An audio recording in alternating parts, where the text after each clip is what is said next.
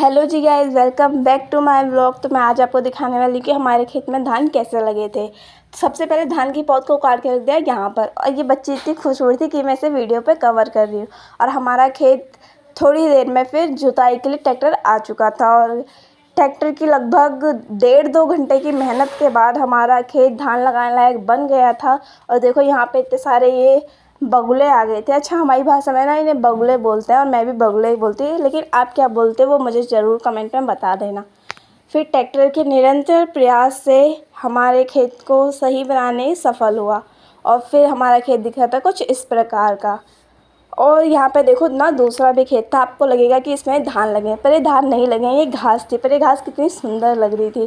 फिर थोड़ी देर में हमारे खेत में धान लगना ना शुरू हो जाते हैं, और इन लोगों के निरंतर प्रयास से हमारा खेत मतलब आधे खेत में तो लग ही चुके थे धान।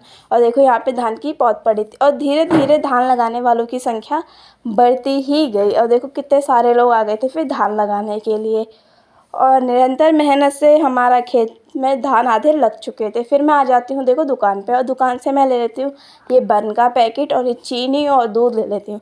और फिर घर पे जाके मैं बना लेती हूँ चाय, और चाय बनाने के बाद छान के सबको मैं दे देती हूँ।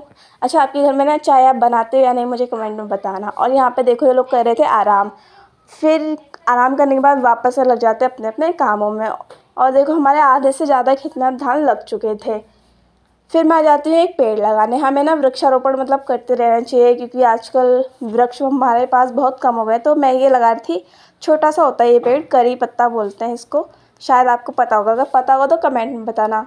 और देखो यहाँ पे चला था खेत के बाहर से ही निरीक्षण चल रहा था इन लोगों का, और लगभग लगभग अब तो पूरा ही खेत लग चुका था।